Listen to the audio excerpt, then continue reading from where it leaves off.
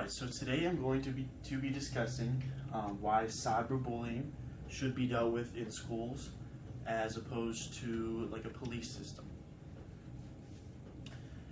Cyberbullying Research Center states that 50% of teens and adolescents have been bullied through cyberbullying. 20% of children get bullied on a daily basis with cyberbullying, so that's why it's such a major problem. I care about this problem because I've personally seen the effects that cyberbullying can have on people. I've also seen the effects that cyberbullying has had on families and communities as well. Okay, some main points that I'm going to be covering in this speech consist of the devastating widespread effects of cyberbullying. I'm also going to be going over some examples and some effects that it has. I'm also going to propose some possible solutions to this problem. Alright, so we come to the question of why is cyberbullying such a problem?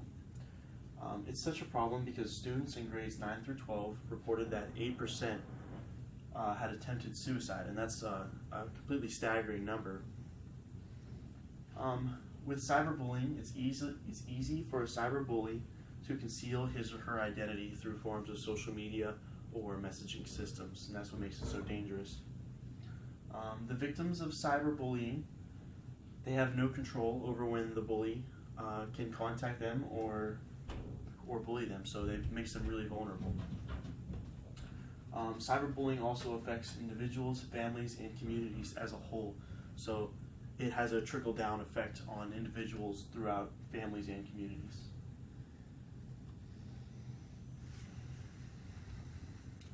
Alright, a reason why cyberbullies are extremely effective in getting to their victims is because of all of the various forms of social media out there.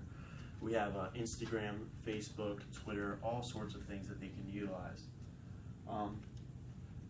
Texting and messaging systems allow bullies to get different numbers and things like that via texting, which everyone has nowadays. Some cyberbullies use online directories to acquire information, which just about everybody's personal information is stored on the internet through some sort of directory or something like that. Alright, so now I'm going to give you an example of cyberbullying. In 2009, the cyberbullying of Megan Meir ended in her suicide, and there's a reason why I chose this example. Because after her death, her family pushed this case extremely hard, and laws were actually put into place to try and address this cyberbullying issue because it was having a devastating effect.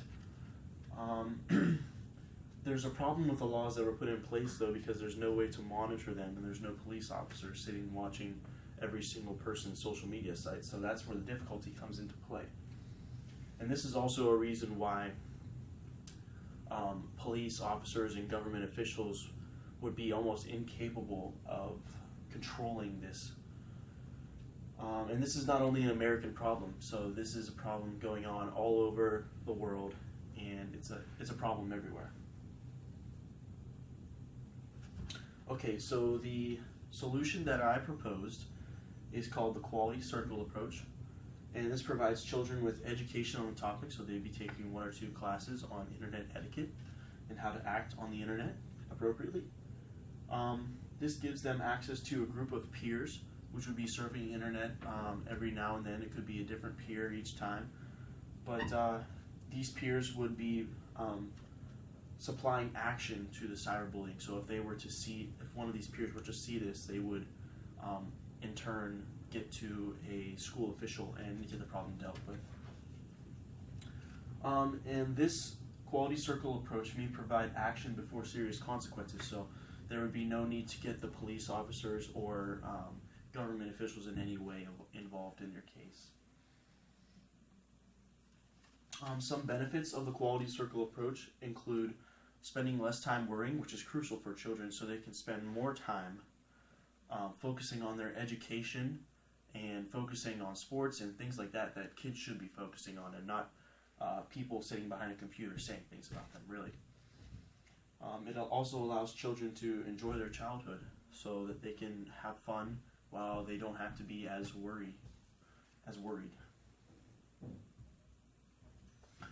Okay, so here's a visualization of a child getting bullied and the quality circle approach getting implemented.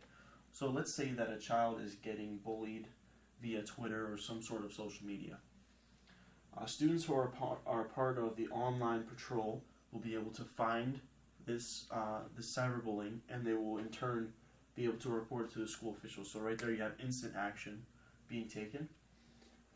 School officials would be able to handle the situation accordingly, and return offenders would suffer higher consequences. Obviously, with anything, you're going to have people that just keep on violating the rules or going against the system.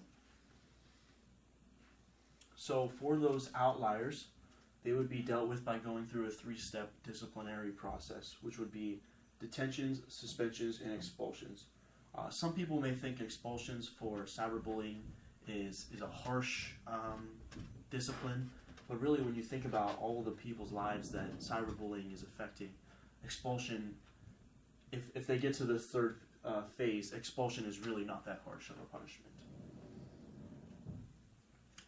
Alright, and with all this information, I would just like you to pick up on this cyberbullying thing, and that police can't really enforce this, and government can't enforce this, where you have to bring a school system in that has more contact with these children and can react more quickly to get the problem solved in a faster manner, whereas the police would be a drawn-out process where there could be a suicide occurring or something occurring in that time frame.